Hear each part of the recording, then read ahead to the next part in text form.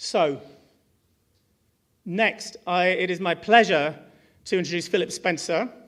This is the Robert Fine Memorial Lecture. We will hear more about Robert later. But Philip wrote a remarkable book with Robert Fine. He has been an academic, a prof at Kingston for many, many years.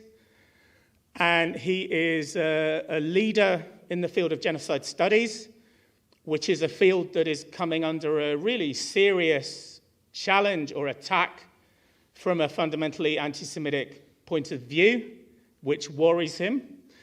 And he wrote a fantastic book with Robert, which was called, what was it called? On the Return of the Jewish Question. The Return of the Jewish Question. Thank you, Philip. So I hand to Philip.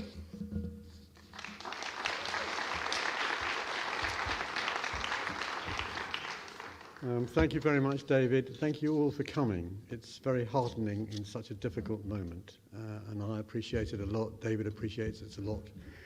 We need to stand together and work together and think together at a very difficult time.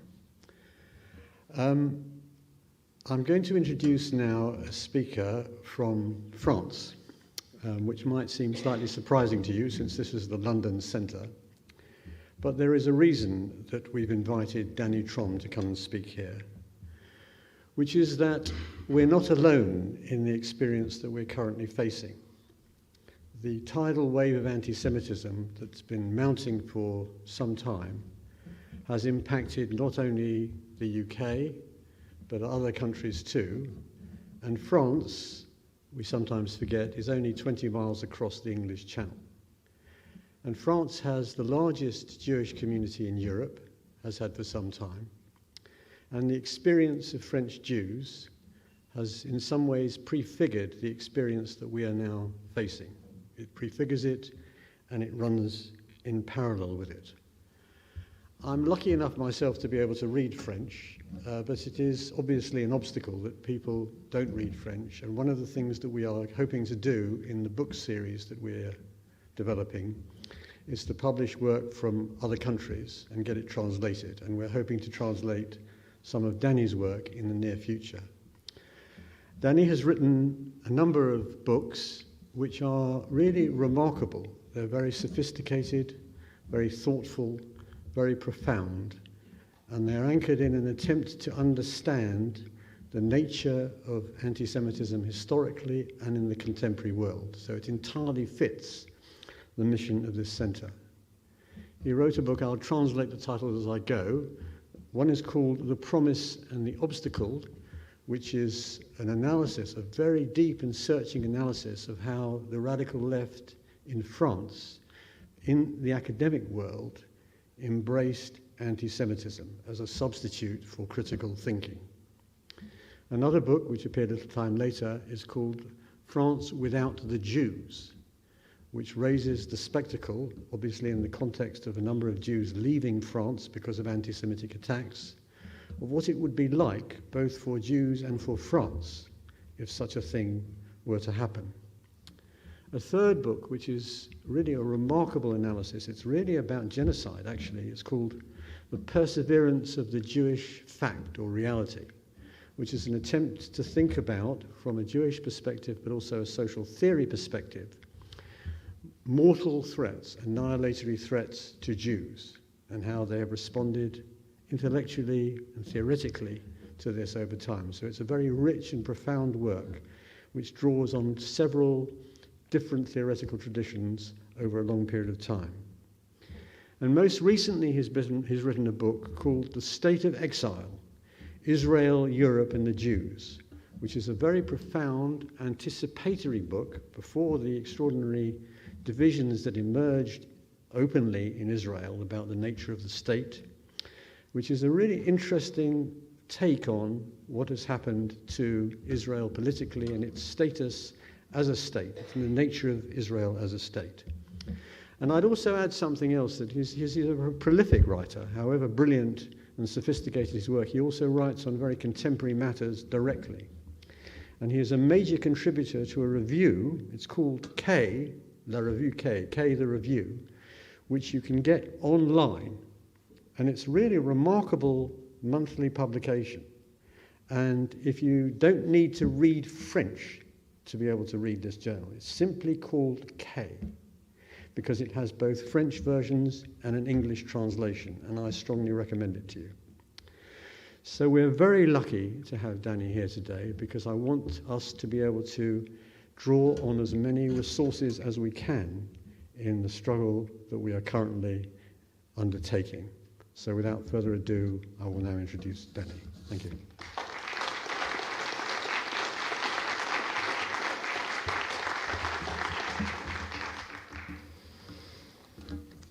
Thank you, Philip, for this presentation, and you hear at my accent that I'm freshly coming from France. And I would like to warmly thank David Hirsch for his invitation. I'm really honored to have the opportunity to share my reflections with you today. I'm a bit impressed with the theater. Antisemitism is the theme that gathers us. Since the stunning events that unfolded in Israel on the 7th of October, something has radically changed. There are very few events which have overturned a paradigm, and yet this is the case if we qualify what happened on the 7th of October accurately: a pogrom. A pogrom was perpetrated on Israeli soil. What was previously impossible, conceptually impossible, has now indeed taken place. Our categories of perception of the world are now in crisis. How can we describe this crisis? Within the short time at my disposal, I shall try to explain why there is a before and an after the 7th of October, why it represents a new watershed for the Jews. I don't think I need to remind you that anti-Semitism is first and foremost a European phenomenon, formerly known as anti-Judaism.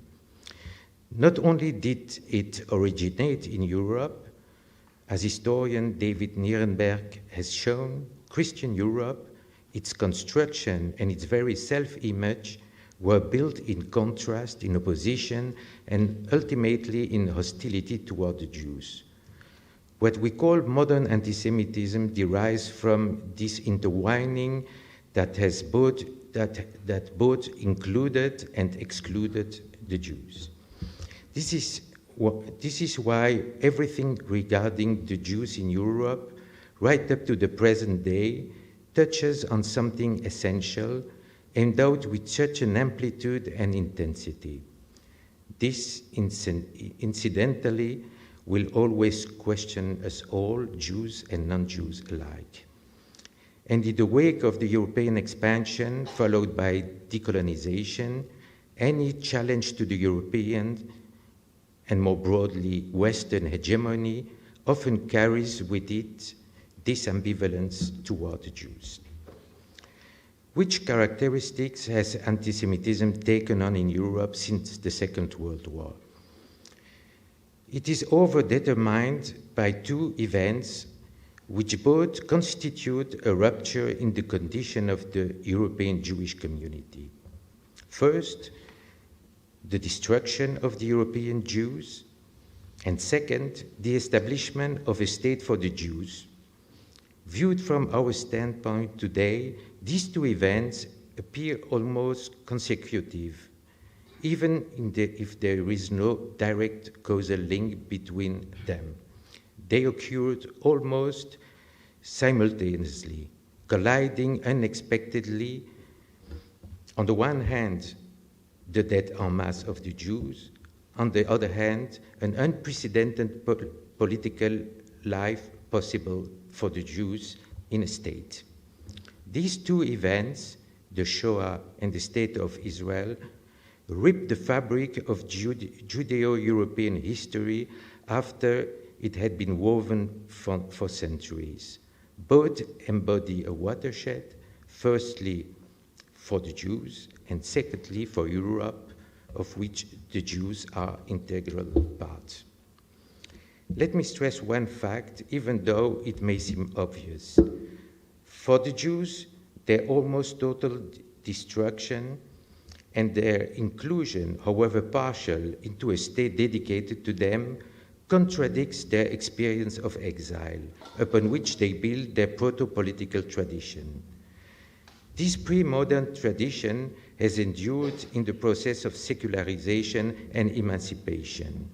I have too little time today to elaborate on what this proto-politics consists, but let me simply point out what it excludes.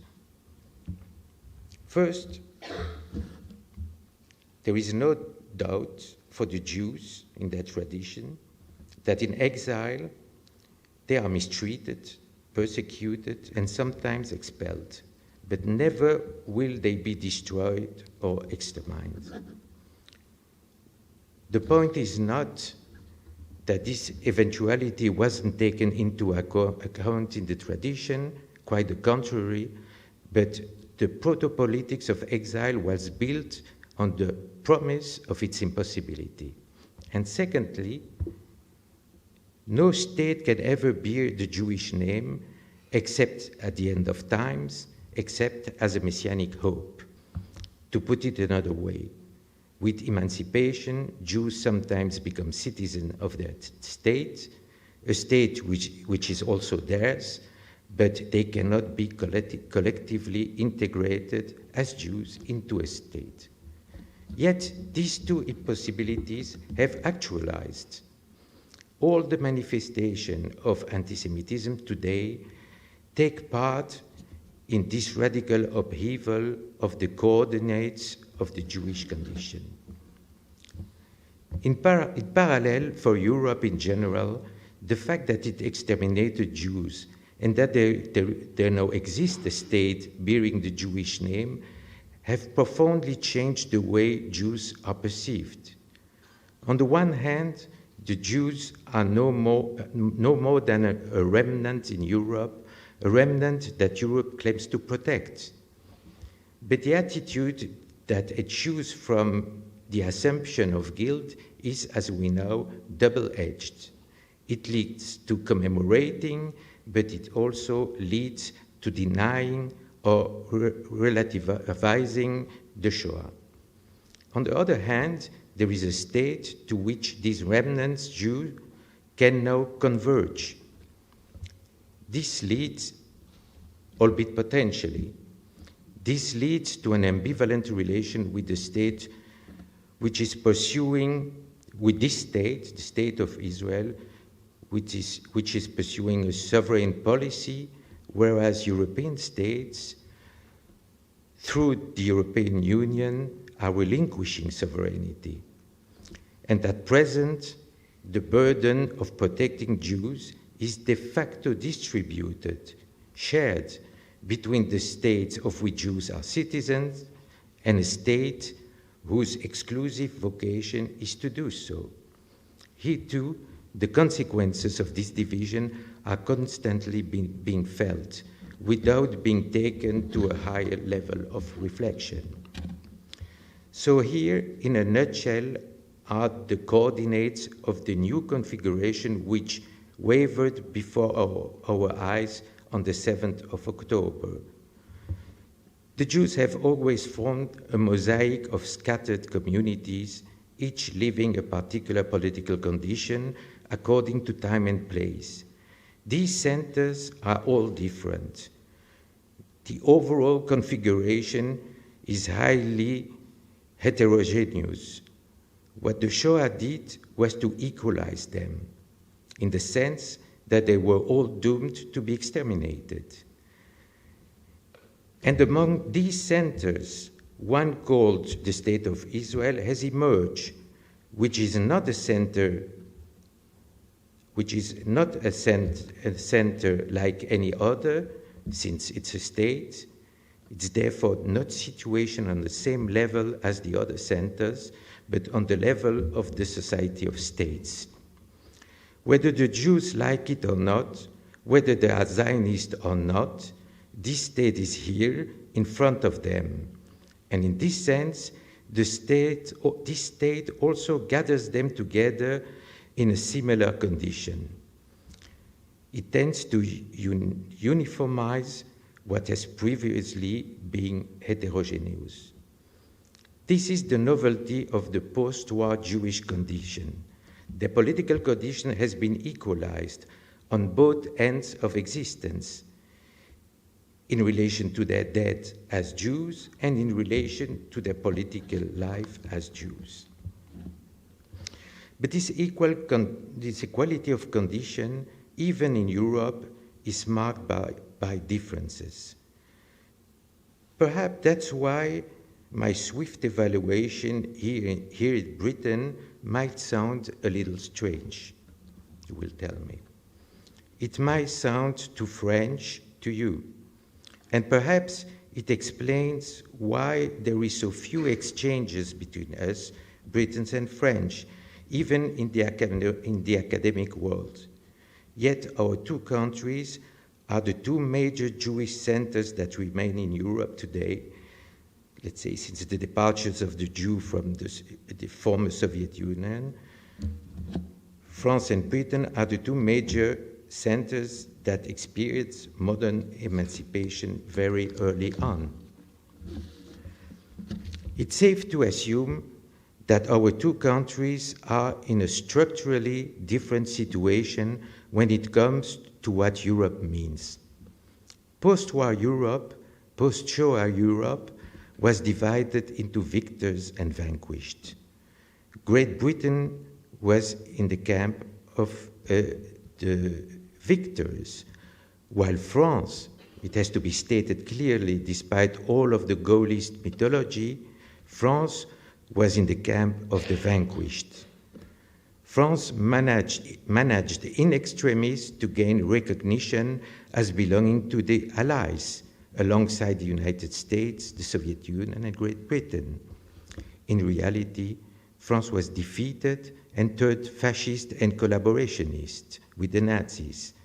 In fact, before Britain joined the European community, quite reluctantly, Europe was a union of states that were once fascist and then defeated, or defeated and then turned fascist. A union of states committed in solidarity with Nazi Germany to the extermination of the Jews. I'm aware of all the controversies surrounding Brexit, and I also know how many British Jews are opposed to this exit, but we must also highlight this backdrop, Britain's deeply rooted feeling of not belonging to this Europe. It follows that the Jews of France have an experience of vulnerability from which you have escaped. The Vichy regime dealt a fatal blow to their confidence in the state at a time when they were worshipping the French Republic, the Republican state. Paradoxically, the Dreyfus affair had strengthened this confidence, but the anti-Semitic waves in the last quarter of the 19th century and the interwar period undermined it. The Israeli paradigm, that means the emancipated, quasi-assimilated Jew, the Israeli paradigm that prevailed since emancipation, since the French Revolution, was at first weakened before the Judeo-French symbiosis was eventually shattered. The most obvious indication of this distrust is the well-known panic reaction of sociologist Raymond Aron during the Six-Day War, 1967. Aron, the epitome of the French-Israeli patriotic, liberal, and assimilated, wrote in a major French daily newspaper, to everyone's surprise, this was the beginning of the war, second day in June 1967, I quote, "If the state of Israel, this teeny state, which is not mine, were to disappear, it would take away my strength for living. When the General de Gaulle, which was the president, said of the Israeli victory that the Jewish people were self-confident and domineering, Raymond Aron sharply criticized him for politically distinguishing Jewish citizens from other French citizens. But Aron's public reaction of panic exposes a fear that has been confirmed ever since, the fear of further destruction that has rooted itself in the minds of the French Jews, while the State of Israel compensates for a sense of inescapable vulnerability. The State of Israel has thus definitively conjoined with the political coordinates of the Jews of France, whereas, you know, historically, they had remained indifferent, if not hostile, to Zionism, this in order not to endanger the emancipated, patriotic Israelite model. Vulnerability and compensation for vulnerability. This is where anti-Semitism takes root in today's France. Let's take another look at this post-war configuration, outside of which the mutation of anti-Semitism cannot be comprehended. A few years after the Second World War, Paul Claudel, the great French Catholic writer, said, I quote, "Hitler dishonored anti-Semitism. Beyond this the incredible ambiguity that this phrase reveals, there is no doubt that the Catholic reactionary form of anti-Semitism inherited from the counter-revolution has weakened. But it has re-emerged on the left quite vehemently, which astonished many of us, and to which I dedicated a book that only very recently found its audience. To understand it properly, we need to take stock of the crisis into which the left was plunged in the 80s and the 90s, and the way it reformulated a Jewish problem in order to rebuild itself. As a result, anti-Semitism in France took on the form of a social movement, as it has already done in the last quarter of the 19th century, a populist social protest of victims of the establishment, of the elite, and therefore of the Jews. Anti-Semitism then takes on the mask of the fight for equality and democracy. There's another very important factor that amplifies this phenomenon. It's linked to the symmetrically opposed position of France and Great Britain regarding victory and defeat. It concerns the management of decolonization, which began immediately after the end of the Second World War. Whereas Great Britain attempted to manage decolonization through a reorganization of the Commonwealth, France handled it through war, especially the war in Algeria, a war it again lost.